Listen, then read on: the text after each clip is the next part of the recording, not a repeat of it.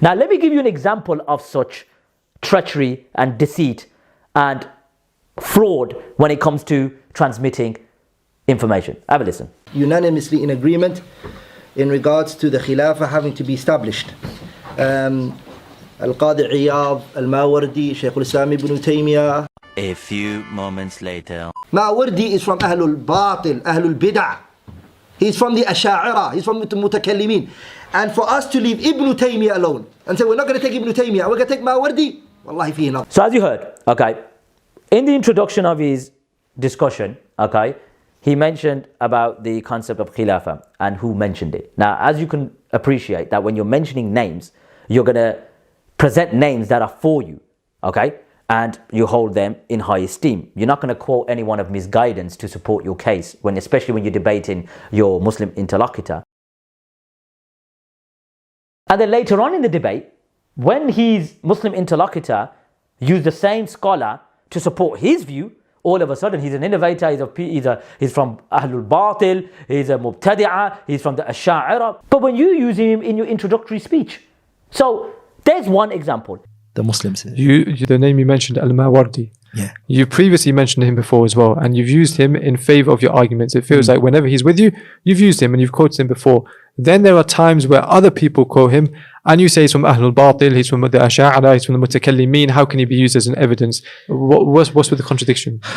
What shocks me is that when a person doesn't know the way of reading books and benefiting from people and taking their works and their statements, if you don't know this tariqah and you just ripped a page out of a book, then of course that's how you're going to see it. Like when you study with the ulama, you learn the tariqah of how to deal with people like Mawardi and others. For example, Mawardi, I never take him when he goes against Ahlul Sunnah in a mas'ala. If he stands alone in an issue, he's an innovator and he has innovative beliefs. I don't take his statement in line with, in opposition to Ahlul Sunnah wal Jama'ah. Hence, that's why I say to people, don't take his statement. Why are you going to take his statement in contrary to the statement of a great Imam such as Shaykh al-Islam Taymiyyah or someone else?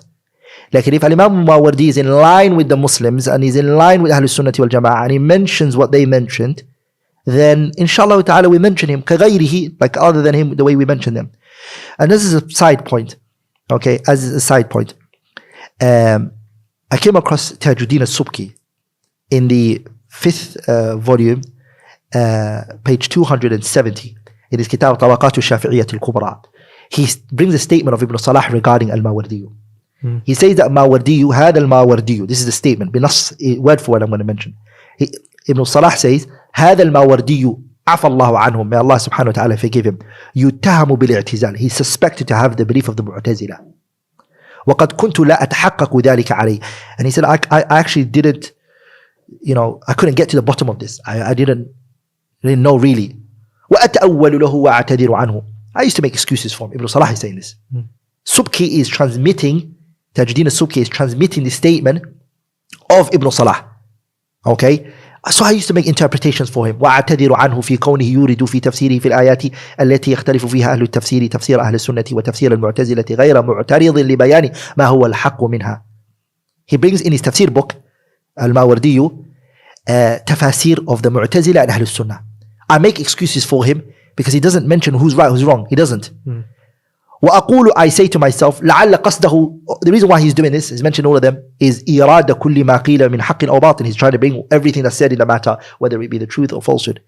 Until he said, حتى وجدته يختار في بعض المواضع. Ibn Salah said, until I found him in some places of his tafsir, he chooses قول المعتزلة وما بنوه على أصولهم الفاسدة, and things that are based on their false principles. And he's taking statements of theirs that's based on their false principles. وتفسير عظيم الضرر. His tafsir is very harmful. لكون مشحولا بتأويلات أهل الباطل, because it's filled up with the interpretations and the understanding of the people of falsehood. تلبيسا وتدسيسا على وجه لا يفطن له غير أهل العلم والتحقيق. A way he does it is a way that no one can really see it other than the people of knowledge and تحقيق. مع أنه تأليف رجل لا يتظاهر بالانتساب إلى المعتزلة. Even though Mawardi doesn't come out openly and say I'm a Mu'tazili, بل يجتهد في كتمان موافقتهم. He tries to hide as much as he can from showing the people his agreement with them. فيما هو له فيه موافق ثم هو ليس معتزليا. Ibn Salah said, to be fair, he's not a mu'tazili مطلقا unrestrictedly. فإنه لا يوافقهم في جميع أصولهم مثل خلق القرآن, because he doesn't agree with them in all of their issues, such as the issue of the Quran being created. He doesn't agree with them on that issue.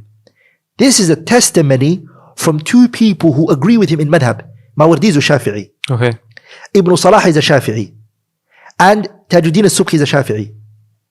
And they're both, Tajuddin al-Subki, when he brings a statement, he's agreeing with Ibn Salah. Okay? Go to the kitab Tajuddin al-Subki. I mentioned his Tabaqat al-Shafi'iyyat al-Kubra, and also the kitab Sir Alam Nubala by Imam al-Dhahabi. If you go to the 18th volume, page 67. Yeah. So, I know what I was saying about Ibn Mawardi, and I read his life and I know his biography very well. I take his statement when he brings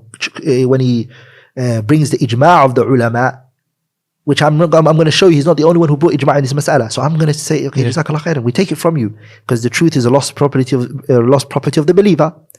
Like, if he mentions a qawl mukhalifun li ahli sunnati wal jama'ah, we're going to say Mawardi is min ahli al-batil. We don't take what he has to say. Yeah, it's kind of like, I suppose someone could say that, yeah, we don't, the issue of stealing or stealing or robbing someone's property, stealing someone's property. Say even the kuffar believe this is wrong. Even they believe this is wrong. You'd use them like in something like that. But then when someone says, "Oh, the kuffar believe that Allah doesn't exist," don't quote me on this. Like in Khalq Af'al al-Ibad, I read this many years back. Khalq Af'al al-Ibad, and I saw Shaykh al-Islam Taymiyyah do it in his kitab Majmu' al-Fatawa, when he talks about Allah being above his throne. Again, don't quote me. It might not be in Khalq Af'al al-Ibad, but I think it was there. Bukhari rahimahullah, or Shaykh al-Islam Ibn Taymiyyah, I came across it in many places in his Majmu' al-Fatawa, that they say Allah is above his throne, right? They prove Allah being above his throne. Yeah. And they say that no one rejected Allah being above his throne except the Jahmiyyah. Even the Christians and the Jews don't. Yeah. And then someone else might say the Christian Jews don't believe in Islam. They'll say, they're from Ahlul Kufr. Like, yeah. How are you going to use them? Yeah, okay. So Mawardi here is transmitting a ijma' that appointing a leader and a sultan, he's mentioning his statement. He's bringing an ijma'. That's why he said, وَعَقْدُهَا لِمَنْ يَقُومُ بِهَا فِي الْأُمَّةِ وَاجِبٌ بِالْإِجْمَاعِ. He's not the only person who brought the ijma'.